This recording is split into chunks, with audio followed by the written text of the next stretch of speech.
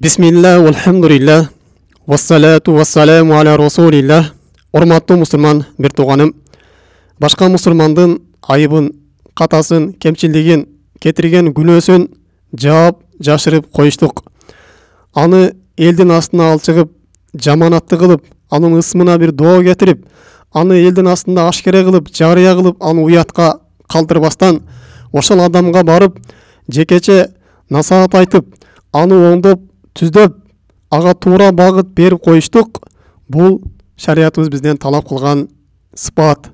Биздин шариятыбыз мына ушул нерсеге буйруйт. Мунун тескеринчиси, ошол адамды кыйбат кылып, аны ушактап, анын жасабаган ишине дагы башка иштерди кошуп, элдин астына алып чыгып, шеременде кылып, ашкере кылып, жаманатты кылыштык. Бул биздин шариятыбыз кайтарган өтө оор күнөөлөрдөн болуп эсептелинет. Мына ошондуктан момундун адеп аклагы бул жашыруучу. Эгер башка бирөөлөрдүн кемчилдигин көрө турган болсо, аны жашырып коет.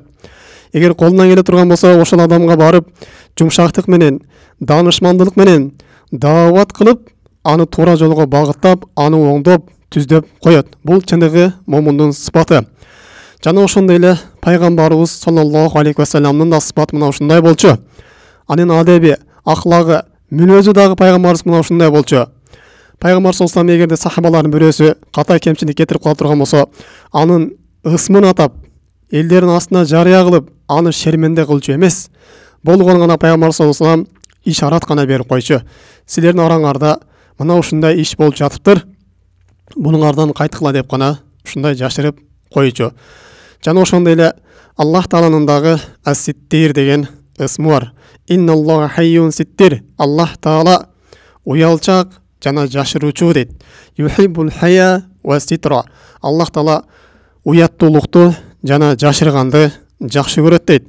Аллах Таала өзүнүн кылган пенделеринин күнөөлөрүн, ката кемчиликтерин жаап жашырып коет.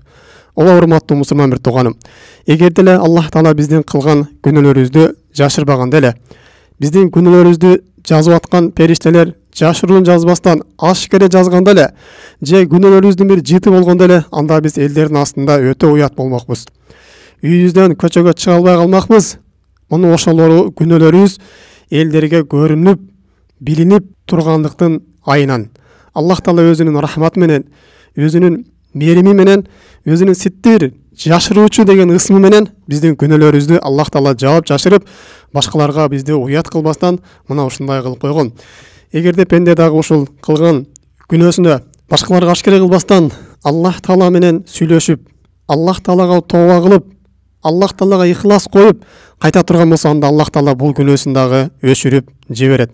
Демек, урматтуу мусулман бир тууганым, жашыруучу деген сыпат бул пайгамбарыбыздын өзү экен. Жана Аллах Тааланын дагы сыпаттарынан экен. Биз дагы момундардын сыпаты, мусулмандардын сыпаты мына ушундай болушубуз керек. Эгерде башка бир мусулмандан айып кемчилик көрүп кала турган болсок, аны эч бир тактабастан эле элдин астына чыгып, ашкере кылып жибербестен, биз аны тактап, ага барып жекече насаат айтып, андан кийин гана ошол нерсе, биз айткан нерсеге көнбөй турган болсо, кайтпай турган болсо, мына ошондо гана биз тийиштүү жерлерге айтышыбыз керек. Ага чейин биз ал күнөөнү тактабастан эле, ага насаат айтпастан эле, ага чейин бир чара көрбөстөн эле элдин астына алып чыгып шеременде кылыштыгыбыз, элдин астына алып чыгып уят кылыштыгыбыз бул биздин шариятыбызга каршы келген иш. Бул иш менен пенде өзү күнөөкөр дагы болот. Жана ошол пенденин акысына да кирип койгон болот. Мындан биз сак болушубуз керек. Албетте бул жерде биз жашыруу дегенде, эгерде пенде ушундай бир жаман адат кылып алган болсо бир нерсени, ошол жамандык менен таанылган болсо элдердин арасында, мына ошондо гана биз аны башкаларга айта алабыз. Бирок ибадаткөй болгон болсо, кадыр бартуу адам болгон болсо, буга чейин жакшы иштер менен таанылган болсо, бирок аңда-саңда жаңылып, бир шайтанга алдырып, ушундай ката кемчиликтерге барып кое турган болсо, мына ошондо гана биз ал адамды кайра оңдоп, түздөп коюу үчүн күнөөсүн жашырып, өзүнө гана насыгат беребиз. Бирок элдин арасында ушундай шеремендечилик менен таанылган болсо, эч кимдин сөзүн укпай турган болсо, анда элге алып чыгып, элге айтып, жана тийиштүү жерлерге айтып, ал адамды кайтарыш керек болот. Бул жаап жашыруу кою менен биз бул күнөөнү бекитип коюу же ошол күнөөгө ынануу деген сөз эмес бул жерде. болгон ошол адамга эгер жекече насаат бере турган болсок, ошол адамдын кайрадагы оңолуусуна, ошол адамдын кайра туура жолго түшүп кетишине, ошол адамдын кылган күнөөсүнө тооба кылууга бир чакыруу гана нерсе бул жаап жашырып коюш деген сөз. Өзүнүн шарият көргөзгөн эрежелери бар.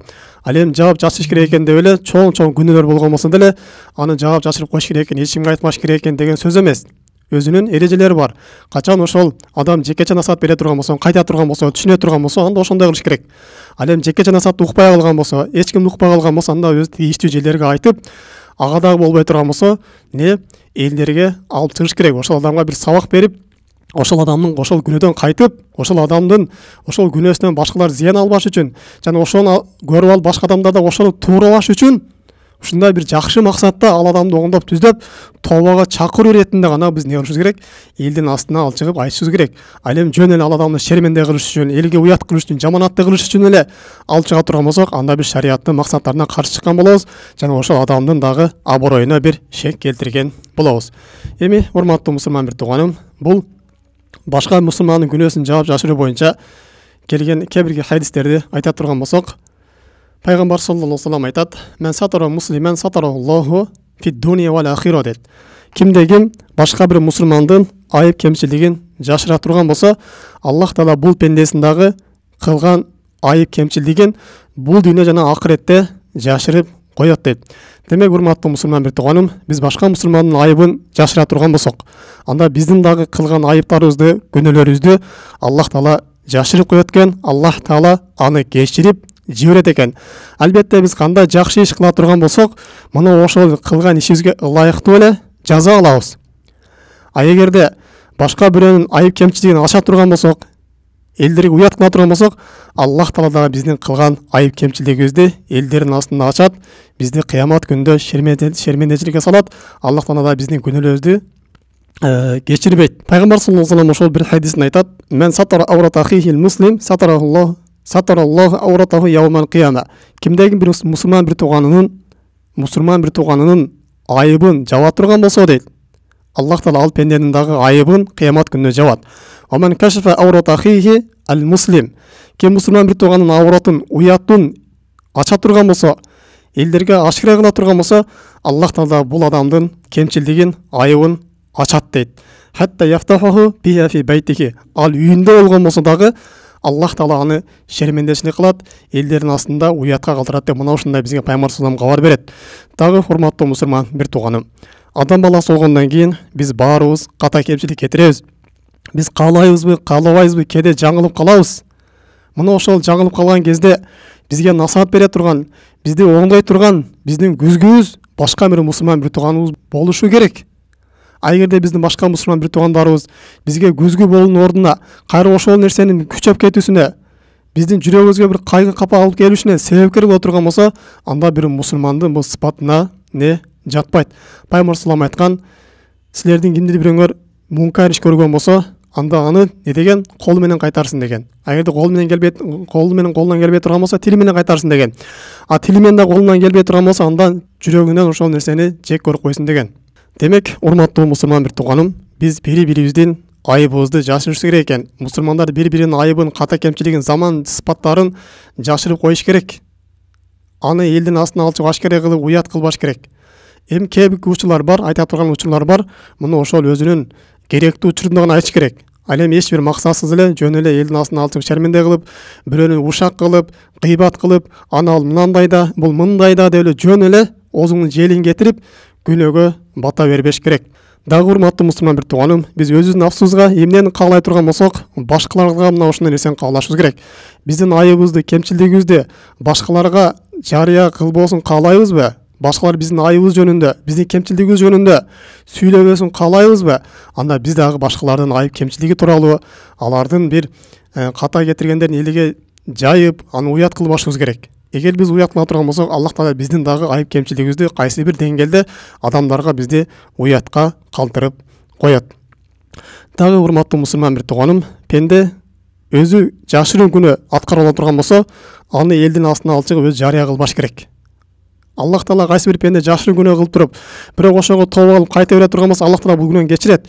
Бирок инсан жашыруу күнөө кылып туруп, элдердин астына чыгып өзү жарыя кыла турган болсо же жарыя күнөөлөр аткара бере турган болсо Аллах Таала бул күнөөлөрдү азапка алып коюшу мүмкүн.